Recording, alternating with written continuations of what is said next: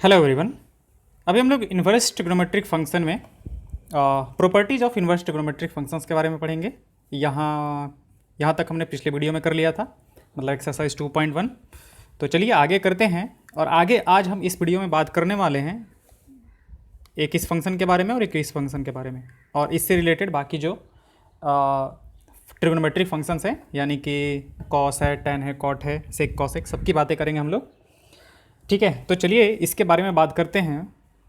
हमारे पास जो आज है, हमारे पास लेक्चर 5।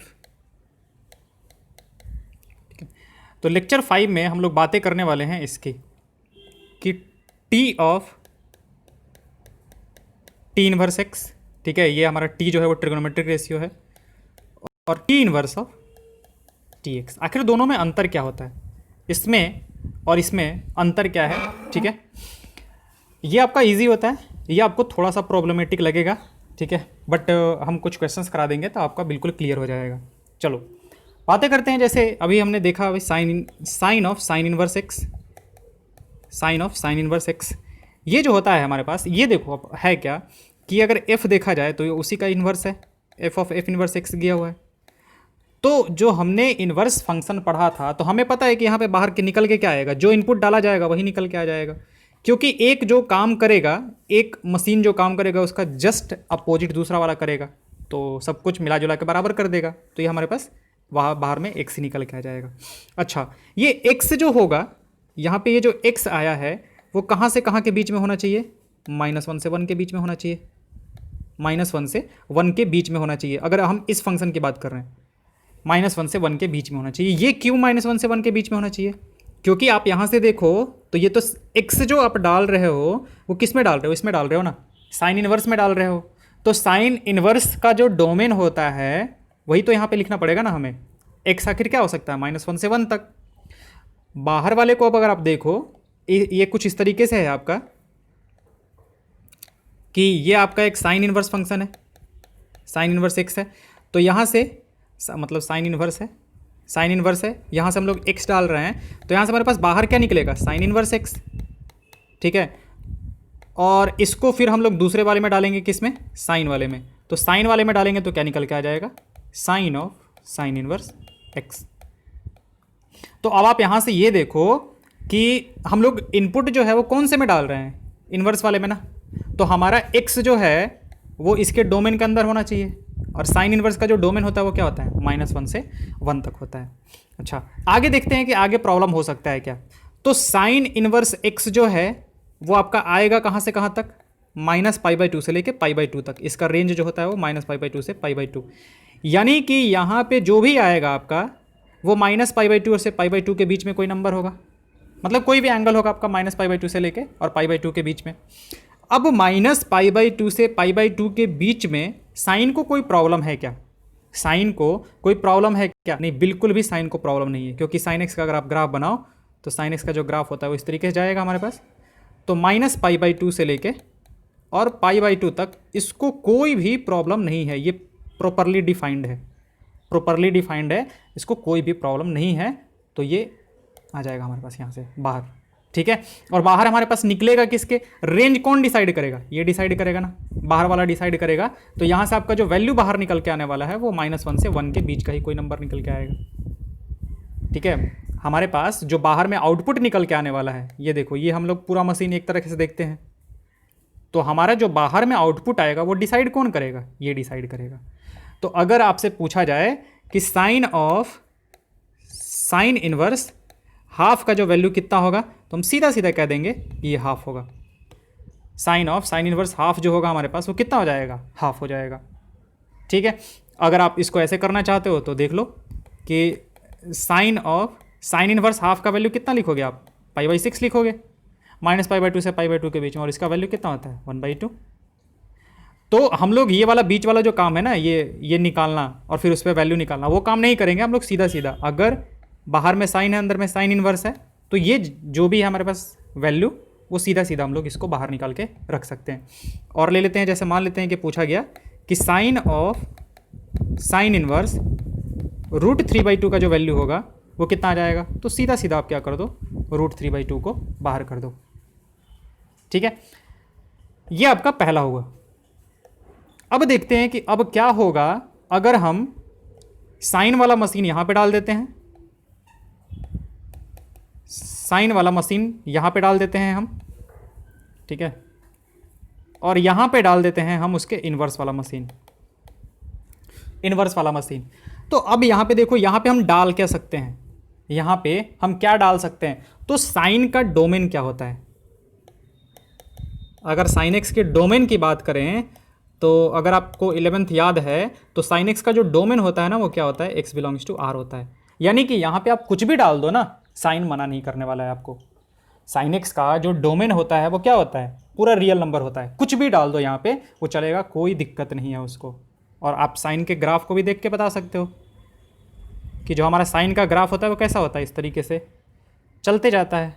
तो देखो एक्स का कोई भी वैल्यू डालोगे ना तो कोई ना कोई आउटपुट आपको निकाल के दे देगा। तो ये देखो, ये डिफाइंड किसके लिए है, x बिलोंग्स टू r के लिए। तो चलो मान लेते हैं कि यहाँ से हम कोई भी वैल्यू एक पाई डालते हैं, पाई डालते हैं, यहाँ से हमने पाई डाला, ओके। अब यहाँ से पाई डालेंगे तो इधर से क्या बाहर आ जाएगा, साइन पाई बाहर आएगा। देखो वैल्यू नहीं लिख रहे हैं हम अभी, हम बस ये बताना चाहते हैं कि यहाँ से आप डाल रहे हो, कुछ भी डाल रहे हो, क्योंकि आपको इसका वैल्यू तो पता है, लेकिन बहुत सारा ऐसा एंगल मिलेगा जो आपका वैल्यू नहीं पता होगा। तो आप ऐसे देखो, साइन पाई निकल गया हमारे पास। अब साइन पाई को जब आप यहाँ पे बाहर ये करोगे तो आपका कितना हो जाएगा, sign inverse sine pi, sign inverse sine pi. तो ये एक इनवर्स है, मतलब ये क्या है, ये एक फंक्शन है और इसका इनवर्स है। तो निकल के बाहर में क्या आना चाहिए, बाहर में तो निकल के क्या आ जाएगा, पाई आ जाएगा। लेकिन यहाँ पे एक प्रॉब्लम हो गया। प्रॉब्लम क्यों हो गया, क्योंकि हमने यहाँ पे बात किसकी की है, यहाँ पे हमने बात की है साइन इनवर्स साइन एक्स की, साइन इनवर्स साइन एक्स की, और हम बोल रहे हैं कि क्या है, पाई है। तो आप ये देखो कि ये साइन इनवर्स के लिए पूरा का पूरा डोमेन का काम करेगा। अगर हम साइन एक्स को अल्फा की तरह देखें तो एक तरह से साइन इनवर्स अल्फा का वैल्यू पाई आ गया, साइन इनवर्स अल्फा का वैल्यू पाई आ गया।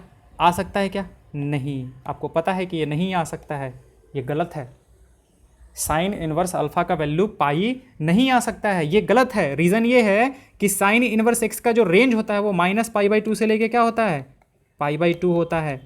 तो इसका मतलब ये है कि यहाँ से जो वैल्यू निकलना चाहिए वो -π/2 से π/2 के बीच में होना चाहिए, जो कि नहीं है। इसका मतलब कि ये गलत है।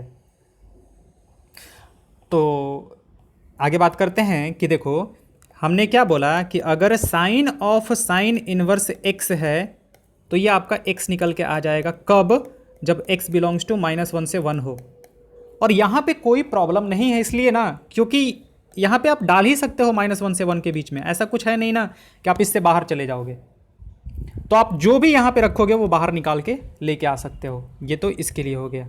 अब दूसरी बात करते हैं कि अगर आपका ये दिया हुआ है कि sign inverse sine x, sign inverse sine x, तो आप ये देखो कि यहाँ पे तो आप डाल कुछ भी सकते हो, यहाँ पे तो आप कुछ भी डाल सकते हो, लेकिन यहाँ से ये जो x आएगा, x आना चाहिए, वो x कब आएगा, जब वो -π/2 से लेके और π/2 के बीच में हो, तभी सिर्फ बाहर आएगा। यहाँ पे ऊपर वाले में और इसमें वाले में दोनों में एक साथ डिफरेंस देखो, आप डिफरेंस देखने की कोशिश करो कि यहाँ पे एक्चुअली था क्या ना कि इनपुट आप जो डाल रहे थे ना वही आपका यहाँ पे आउटपुट जो है वही वाला निकल के आने वाला है। लेकिन प्रॉब्लम यहाँ पे ये है कि इनपुट यहाँ पे तो हम कुछ भी डाल सकते हैं, इवन 1000 डिग्री डाल सकते हैं, लेकिन हमारे पास जो आउटपुट निकलने वाला है वो -90 से लेके और 90 के बीच में होना चाहिए, -90 से लेके और 90 के बीच में होना चाहिए। वो देखो आप यही कह रहा है यहाँ पे, एक्चुअली इसने बहुत छोटे में इसको कवर कर दिया है, लेकिन इसको देखो कि साइन इनवर्स साइन एक्स जो है वो x कब होगा, जब x -π/2 से π/2 के बीच में होगा। तो अब फिर इसका सॉल्यूशन क्या है, अब इसका सॉल्यूशन क्या है, मान लेते हैं कि हमसे पूछा गया कि साइन इनवर्स साइन ऑफ 2π/3 का वैल्यू बता दो आप लोग, कि साइन इनवर्स साइन ऑफ 2π/3 का जो वैल्यू होगा वो क्या होगा। आपको पता है कि यहाँ से 2π/3 नहीं आ सकता है। रीज़न क्या है कि 2π/3 का वैल्यू कितना हो जाएगा, 120 डिग्री, और ये बाहर निकल के आ क्या सकता है हमारे पास, -90 से 90 के बीच में ही, 120 तो चलेगा ही नहीं हमारे पास। तो देखो हम लोग करते क्या हैं कि हम लोग क्या करेंगे, हम लोग एक और ऐसा एंगल पता करेंगे, किसके बीच में, -π/2 से π/2 के बीच में, जिसपे कि वही वैल्यू मिले जो कि यहाँ साइन 2π/3 पे मिल रहा है। मतलब हमें क्या करना है कि ये देखो साइन 2π/3 है ना, साइन 2π/3 है, तो हमें इसको साइन ऑफ समथिंग थीटा के बारे में ऐसा कुछ लिखना है कि दोनों वैल्यू दोनों साइड से बराबर हो, और यहाँ पे ये जो थीटा होना चाहिए ना वो -π/2 से लेके और π/2 के बीच में होना चाहिए। यानी कि जो वैल्यू साइन 120 डिग्री पे ले रहा है, हमें एक ऐसा एंगल पता करना है -90 डिग्री से 90 डिग्री के बीच में जिसपे कि सेम ही वैल्यू निकल के आए। ठीक है, तो यहां पे थोड़ा हमें सोचने की जरूरत पड़ जाती है यहाँ पे कि आखिर क्या करें। मतलब 2π/3 पे जो वैल्यू ले रहा है, आखिर हम लोग थीटा का कौन सा वैल्यू लें -π/2 से π/2 के बीच में जो कि यहां से सेम वैल्यू दे। तो आप ये देखो यहाँ से आप ऐसे इसको सॉल्व करने की कोशिश करो। क्या साइन 2π/3 को हम ऐसे लिख सकते हैं, साइन ऑफ पाई माइनस π/3। ये देखो, ये आपको खुद से सोचना पड़ेगा कि आखिर कैसे इसको चेंज करें तो कि वो -π/2 से π/2 के बीच में भी आ जाए और वैल्यू भी चेंज ना हो, वैल्यू भी चेंज ना हो। तो आप ऐसे देखो, साइन पाई माइनस π/3 क्या होता है, sine pi minus theta, sine theta होता है। साइन पाई माइनस थीटा क्या होता है हमारे पास, साइन थीटा, यानी कि साइन थीटा, थीटा कितना है हमारे पास π/3, थीटा कितना है हमारे पास π/3। तो हमने क्या किया कि साइन 2π/3 था ना, उसको साइन π/3 लिख दिया। अब यहां से जो वैल्यू आपको मिलेगा ना, वही वैल्यू यहां से भी मिलेगा, जो वैल्यू यहां से मिलेगा वही वैल्यू यहां से मिलेगा। तो फायदा क्या हुआ हमको इस तरह में लिखने का, इस मतलब इस तरीके से लिखने का। अब देखो आपका एंगल कौन सा आ गया, π/3, जो कि -90 डिग्री से 90 डिग्री, यानी कि -π/2 से π/2 के बीच में लाई कर रहा है। π/3 का वैल्यू कितना होता है, 60 डिग्री। π/3 कितना होता है हमारा, 60 डिग्री होता है। अब 60 डिग्री जो है वो -π/2 से लेकर और π/2 के बीच में आ गया हमारे पास, यानी -90 से -90 से 90 के बीच में। तो अब इसने जो पूछा था कि साइन इनवर्स साइन ऑफ 2π/3 का वैल्यू कितना होगा, तो हम इसको ऐसे लिख देंगे, साइन इनवर्स साइन ऑफ π/3 लिख देते हैं, क्योंकि 2π/3 पे और π/3 पे वैल्यू क्या है, सेम है। अब यहां से ये जो होगा ना वो सीधा सीधा आपका बाहर निकल के आ जाएगा, कितना, π/3। तो देखो यहां पे करना क्या है, यहां पे प्रॉब्लम बस बच्चों को ये होता है ना कि इसको आपको ऐसे एंगल में कन्वर्ट करना होता है जो कि -π/2 से π/2 के बीच में हो, और आपका जो वैल्यू होना चाहिए वो भी इसके बराबर ही होना चाहिए। अब π/3 पर 2π/3 पे वैल्यू बराबर है, वो आप इसको ऐसे देख सकते हो। देखो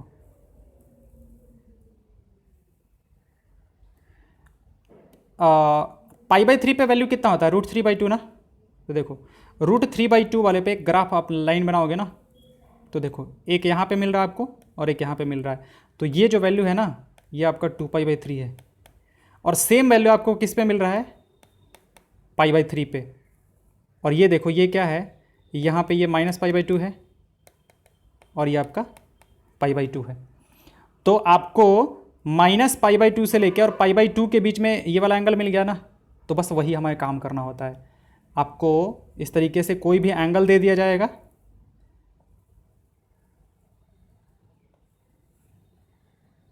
इस तरीके से मान लेते हैं कि यहाँ का कोई एंगल दे दिया गया, यहाँ का कोई वैल्यू दे दिया, ये वाला एंगल दे दिया गया, तो आप ये वाला एंगल तो लिख नहीं सकते हो। तो आपको करना क्या होगा, जैसे हॉरिजॉन्टल लाइन ड्रॉ किया, तो यहाँ पे जो वैल्यू मिल रहा है वही वैल्यू यहाँ पे भी मिल रहा होगा। तो हमें एक्चुअली ये वाला एंगल पता करना होगा कि ये वाला एंगल कितना है। तो ये एंगल जो होगा ना, अब क्योंकि ये -π/2 से π/2 के बीच में आ गया, -π/2 से π/2 के बीच में आ गया, तो हम लोग को जो भी वैल्यू लिखना होगा, मतलब जो भी दे के रखा होगा यहाँ से, वो हम लोग इस वाले थीटा को बाहर निकाल के लिख सकते हैं। ठीक है, तो दूसरा वाला जो पार्ट है ना वो प्रॉब्लमेटिक होता है, पहला वाला बिल्कुल भी प्रॉब्लमेटिक नहीं है। ये वाला जो है ना वो बिल्कुल प्रॉब्लमेटिक नहीं है, बिना सोचे समझे जो यहाँ पे है ना उसको आप बाहर लिख सकते हो। Sine of sine inverse x जो होगा आपका हमेशा ही एक्स होगा, बिना सोचे समझे आप उसको लिख सकते हो, लेकिन यहाँ पे आप उस तरीके से नहीं कर सकते हो। ठीक है, यहाँ पे इस तरीके से आप बिल्कुल भी नहीं कर सकते हो। चलो और कुछ हम एग्जाम्पल्स लेते हैं, फिर आपको ये चीज़ क्लियर होगा। जैसे इसी में कुछ एग्जाम्पल्स थे इसके बारे में। हाँ, ये जैसे देखो साइन इनवर्स साइन ऑफ 2π/3 ये हमने कर लिया। टैन इनवर्स टैन ऑफ 3π/4 की बात करते हैं। ठीक है, मान लेते हैं कि क्वेश्चन दे के रखा है हमारे पास कि टैन इनवर्स टैन ऑफ 3π/4 के मतलब क्या होगा हमारे पास। तो आप ये देखो, यहाँ से बाहर जो निकलने वाला है वो टैन के हिसाब से निकलेगा, टैन इनवर्स के हिसाब से, और टैन इनवर्स का जो रेंज होता है वो क्या होता है -π/2 से लेके और π/2। अब सिंस आपका ये जो 3π/4 है तो आप इसको एंगल अगर निकालो तो ये 105 डिग्री हो जाएगा, 105 डिग्री, शायद 105 डिग्री हो जाएगा ये। ओके, 45 चढ़ती है, नहीं 135 डिग्री हो जाएगा शायद, 45 डिग्री 45 दिया, हाँ वो 135 डिग्री हो जाएगा। अब 135 डिग्री है, इसके बीच में लाई तो नहीं कर रहा है, तो इसका मतलब कि this will not be equal to 3π/4। आप डायरेक्टली नहीं निकाल सकते हो, तो हमें क्या करना है, हमें एक ऐसा एंगल पता करना है जिसपे कि tan का वैल्यू tan 3π/4 के बराबर हो। यानी कि हमें एक ऐसा एंगल पता करना है tan 3π/4 जो है वो आखिर किसके बराबर होगा, जो कि -π/2 से π/2 के बीच में भी हो। ठीक है, तो उसके लिए आपको क्या करना होगा, अब आप इसको चेंज करो tan 3π/4 को, कि tan 3π/4 जो होगा आपका वो क्या होगा। ठीक है, तो जैसे मान लेते हैं कि हम लोग इसको अगर लिखते हैं इस तरीके से, tan ऑफ अगर पाई -π/4 लिखते हैं, ठीक है, अगर हम इसको पाई -π/4 लिखते हैं, ठीक है, तो tan 3π/4 हो जाएगा हमारे पास, और ये जो आएगा हमारे पास वैल्यू कितना आ जाएगा, this will be equal to tan of pi minus theta जो होगा आपका कितना हो जाएगा, माइनस का tan थीटा, माइनस का tan थीटा यानी कि माइनस का π/4, और माइनस का tan थीटा जो होता है वो tan ऑफ -π/4 हो जाता है। tan ऑफ कितना हो जाएगा हमारे पास, माइनस का π/4। तो 3π/4 और माइनस के 5π/4 पे जो वैल्यू होगा, माइनस के π/4 पे जो वैल्यू आएगा वो आपका सेम आएगा। ये वैल्यू और ये वैल्यू जो होगा वो आपका दोनों जो होगा वो सेम आएगा। ठीक है, तो हम क्या करेंगे, जो पूछा है उसने कि tan इनवर्स tan ऑफ 3π/4 की बात कर रहा है, तो हम इसको ऐसे लिख लेते हैं, tan inverse tan of minus का π/4, tan इनवर्स tan ऑफ -π/4। तो अब ये जो एंगल है वो -π/2 से π/2 के बीच में है, तो यहाँ से सीधे सीधे हम इसको बाहर कर सकते हैं बिना किसी प्रॉब्लम के। ठीक है, क्योंकि अब जो है ये -π/2 से लेकर और π/2 के बीच में आ चुका है, -π/2 से लेके और π/2 के बीच में आ चुका है। तो हम एक काम करते हैं, हम थोड़ा सबका लिस्ट बना लेते हैं और एक ही बार आपको दिखाते हैं। हाँ, तो ये देखिए मैंने सबको लिख दिया है, एफ इनवर्स एफ एक्स वाले टाइप के जो फंक्शन है हमारे पास, एफ इनवर्स एफ एक्स वाले टाइप के जितने सारे हैं हमारे पास, कि साइन इनवर्स साइन एक्स जो है वो एक्स के बराबर कब होगा, जब यहाँ पे ये जो एक्स है हमारे पास वो -π/2 से π/2 के बीच में हो। ये एक्चुअली है क्या, ऐसा कुछ नहीं है कि कुछ नया हम लोग सीख रहे हैं, नहीं, वो साइन इनवर्स का एक्चुअली रेंज है। यहाँ पे देखो कॉस इनवर्स का रेंज है, यहाँ पे आप देखो टैन इनवर्स का ये रेंज है, ये टैन इनवर्स का रेंज है, ये कॉट इनवर्स का रेंज है, ये आपका सेक इनवर्स का रेंज है, और ये आपका कॉसेक इनवर्स का रेंज है। ठीक है, तो अगर हमारे पास x जो है वो इनके बीच में होता है तो डायरेक्टली हम लोग बाहर निकाल सकते हैं, अगर नहीं है तो हमें क्या करना पड़ेगा, उसको चेंज करके और इनके बीच में ये जो प्रिंसिपल वैल्यू ब्रांच होता है ना, इनके बीच में लेके आना होगा, और तब हम लोग उसका वैल्यू लिख सकते हैं कि उसका वैल्यू क्या होगा क्या नहीं होगा। ओके, चलिए आइए कुछ और क्वेश्चन आपको बताते हैं। जैसे क्वेश्चन है हमारे पास कि कॉस इनवर्स कॉस ऑफ 2π/3 का वैल्यू क्या होगा हमारे पास। ठीक है, तो यहाँ से हम ये कहते हैं ना कि यहाँ से आपका वैल्यू जो होगा ना वो 2π/3 ही आ जाएगा। रीज़न देखो आपका क्या है कि हमने क्या बोला कि अगर यहाँ पे ये जो x है वो कॉस इनवर्स के रेंज यानी कि 0 से लेके और पाई के बीच का हुआ तो फिर डायरेक्टली आपको बाहर निकाल देना है। तो आपका क्या है 2π/3 है, तो 2π/3 0 से लेकर और पाई के बीच में है, तो आपका डायरेक्टली वो बाहर निकल के आ जाएगा। अच्छा, और क्वेश्चंस करते हैं कुछ और। क्वेश्चन है आपके पास tan इनवर्स tan ऑफ 3π/4 हो गया है, कॉस इनवर्स कॉस ऑफ 13π/6 है हमारे पास, कॉस इनवर्स कॉस ऑफ 13π/6। तो ये होगा क्या, उसको देखते हैं पहले।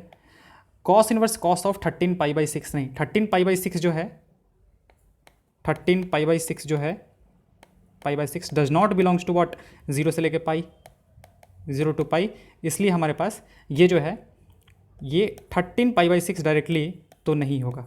ठीक है, तो हमें क्या करना होगा, हमें इसको चेंज करना होगा किस फॉर्म में, 0 से लेके पाई के बीच में आ जाए। तो कॉस 13 पाई/6, देखो यहीं पे आपका काम है। ठीक है ना, आपको अपना लॉजिक लगाना है, जिस तरीके से भी आप लगा लो। ठीक है, तो अगर हम इसको 13 पाई/6 को अगर देखो आपकी 2 पाई प्लस पाई/6 लिखें, 2 पाई और प्लस पाई/6 लिखे तो 13 पाई/6 ही लिखा हुआ है अभी। और cos of 2 pi plus theta क्या होता है आपका, कॉस थीटा होता है। देखो आपको जो 11th क्लास में जो बेसिक ट्रिग्नोमेट्री वाले फॉर्मूले हैं वो बिल्कुल अच्छे से आने चाहिए। ठीक है ना, तभी आपको इन्वर्स ट्रिग्नोमेट्रिक फंक्शन आएगा। इसीलिए हम पहले ट्रिग्नोमेट्रिक फंक्शंस पढ़ाए हैं और उसके बाद इन्वर्स ट्रिग्नोमेट्रिक फंक्शन पे चले हैं, क्योंकि हमको पता है कि वो अगर अच्छे से नहीं आता है तो फिर ये भी, इसमें भी दिक्कत होगा, हर एक स्टेप पे आपको दिक्कत होगा। तो अगर आपको 11th वाला अगर आप भूल गए हो तो डेफिनेटली हम आपको रिकमेंड करेंगे कि पहले आप 11th पढ़ो, फिर उसके बाद इन्वर्स ट्रिग्नोमेट्रिक फंक्शन पे पढ़ो, वरना बहुत कन्फ्यूजन होगा इसमें आपको। ठीक है, तो अब आ गया हमारे पास क्या, कॉस ऑफ पाई/6। अब पाई/6 जो है वो 0 से लेके और पाई के बीच में है, तो बस हो गया काम हमारा। कॉस इनवर्स कॉस ऑफ 13 पाई/6 को हमने क्या कर दिया, कॉस इनवर्स कॉस ऑफ कितना लिख दिया, पाई/6। तो वैल्यू कितना जाएगा हमारे पास, पाई/6। अब कोई प्रॉब्लम नहीं है। ठीक है, यानी कि पाई/6 पे वही वैल्यू आएगा जो कि 13 पाई/6 पे आएगा। अगर चाहो आप ना तो आप इसको इस तरीके से देख सकते हो कि आप क्या करो, कॉस का ग्राफ बना लो। ठीक है, इस तरीके से। अच्छा, एक्चुअली ये होगा हमारे पास कितना, 2 पाई। तो 2 पाई और प्लस पाई/6 करेंगे तो 13 पाई/6, यानी कि यहाँ पे कहीं आएगा। ये आपका मान लेते हैं कि ये है आपका 13 पाई/6। तो जब आप हॉरिजॉन्टल एक लाइन ड्रॉ करोगे इससे, आप एक हॉरिजॉन्टल लाइन ड्रॉ करो तो देखो यहाँ पे जो वैल्यू मिल रहा है वो देखो आपको यहाँ पे भी मिल रहा है। और हमें क्या करना होता है, 0 से लेकर और पाई के बीच में, 0 से लेकर और पाई के बीच में हमें वो पता करना होता है। तो ये देखो, ये जो है ना, ये आपका पाई/6 होगा। ये जो होगा आपका वो कितना होगा, पाई/6 होगा। एक्चुअली मेरा थोड़ा सा ग्राफ आगे दिख रहा है, वरना ठीक है, वो एक्चुअली पाई/6 ही होगा। ठीक है, आई होप आपको के लिए क्लियर होगा। ठीक है, एक और क्वेश्चन करते हैं। ये एक्चुअली क्वेश्चंस जो है ना वो प्रीवियस ईयर आपके बोर्ड में आए हुए हैं, ये जो क्वेश्चन हमने कराया। ठीक है, एक और करते हैं। साइन इनवर्स साइन ऑफ 3 पाई/5, साइन इनवर्स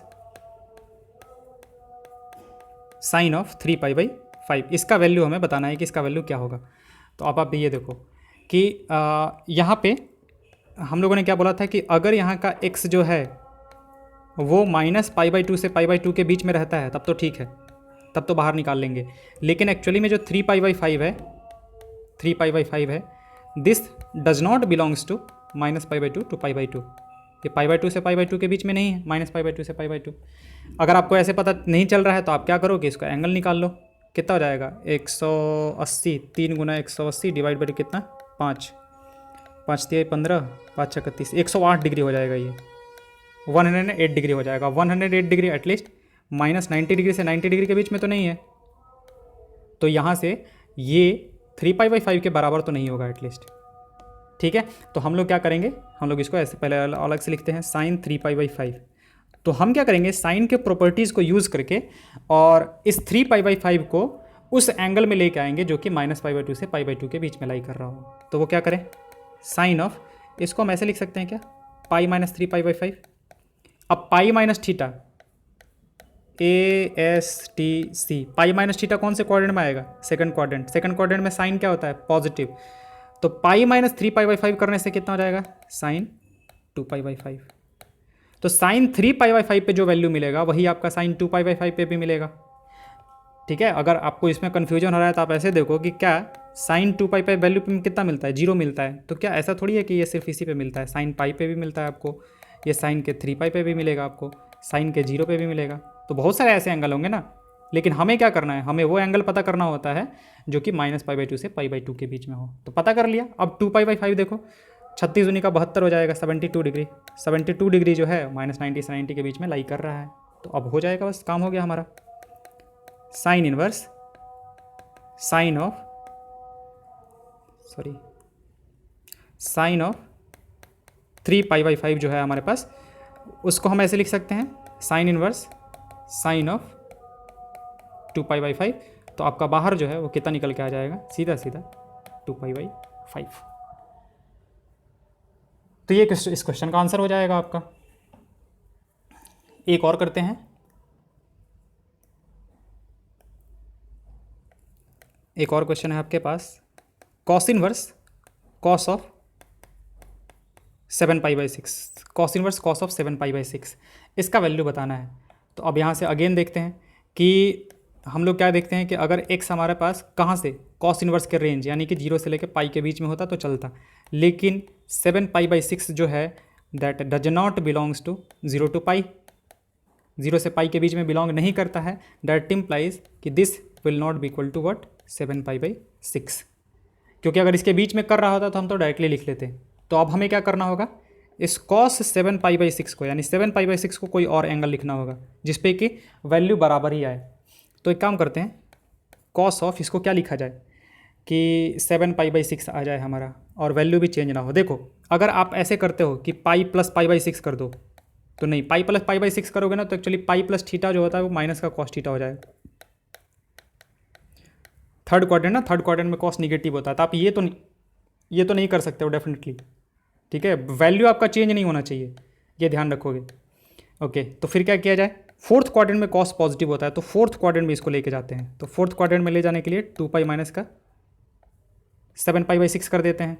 तो 2π minus cos 2π minus theta, fourth quadrant कितना हो जाएगा, कॉस ऑफ, मतलब कि वो वैल्यू चेंज नहीं होगा आपका इससे, ये जो है cos of 2π minus theta cos theta के बराबर आ जाएगा। और इससे आप करोगे तो this will be equal to what 5π/6।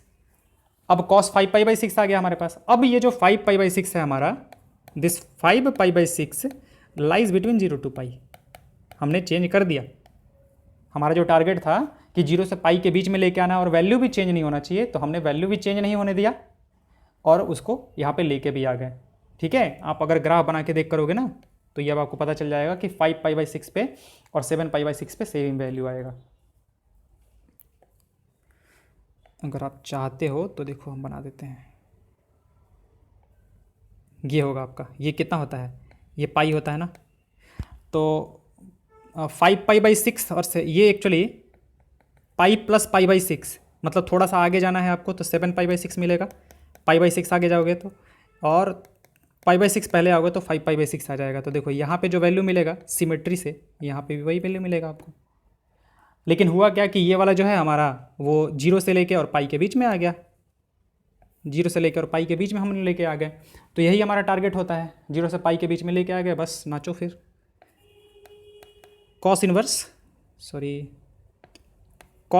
Cos of 7π/6 के बारे में पूछा था, हम लोगों ने क्या किया, cos inverse cos of 5π/6, value कितना निकल के आ जाएगा हमारे पास 5π/6। आई होप अभी आपको समझ में आ गया होगा। ठीक है, तो अब इससे रिलेटेड कुछ और क्वेश्चंस आप खुद से ट्राई करके क्वेश्चंस देखो, मतलब कि कहीं ऐसा से देखो जहाँ पे क्वेश्चन और उसके आंसर हो, ताकि आप उसको चेक कर पाओ कि हाँ हमारा आंसर जो है वो सही है। या फिर इसमें भी आपको बहुत सारे क्वेश्चंस मिल जाएंगे।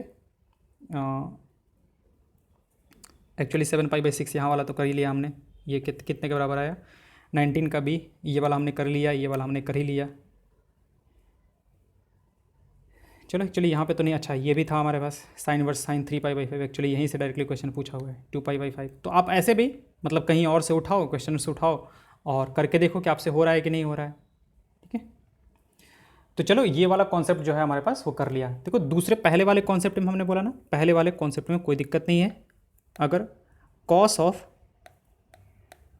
इनवर्स कुछ भी दिया हुआ है ना 1/2 दिया हुआ है तो आपको बिना सोचे समझे उसको लेके आ जाना है। अब इसका मतलब ये नहीं कि ऐसा दिया हुआ है कि कॉस इनवर्स 2 दे दिया है और हम बाहर में 2 लिख दें, नहीं, गधे थोड़ी हैं, नहीं लिखेंगे ना। रीज़न क्या है कि कॉस इनवर्स का डोमेन जो होता है वो तो -1 से 1 होता है, तो ऐसा थोड़ी है कि हम कुछ भी डाल देंगे, यहाँ पे 2 थोड़ी डाल देंगे। या फिर आप ऐसे भी देखो कि कॉस ये आपका कुछ एंगल आएगा तो cos theta is equal to 2 हो सकता है क्या, नहीं, क्योंकि कॉस का पता है कि आपको कॉस का जो रेंज होता है वो -1 से 1 होता है। तो हम यहाँ से ये डालने का मतलब कह रहे हैं ना कि वो डोमेन में ही हो डेफिनेटली, ऐसा नहीं कि कुछ भी हो और हम बस बाहर निकाल के लिख दें और फिर आप कहोगे नहीं काट दिया गया, आपने तो ऐसा ही बोला था। अरे नहीं भाई, कंडीशन है ना, ठीक है। चलो, तो ये पार्ट हो गया हमारा। Okay, thank you. बाकी हम लोग नेक्स्ट क्लास में करेंगे।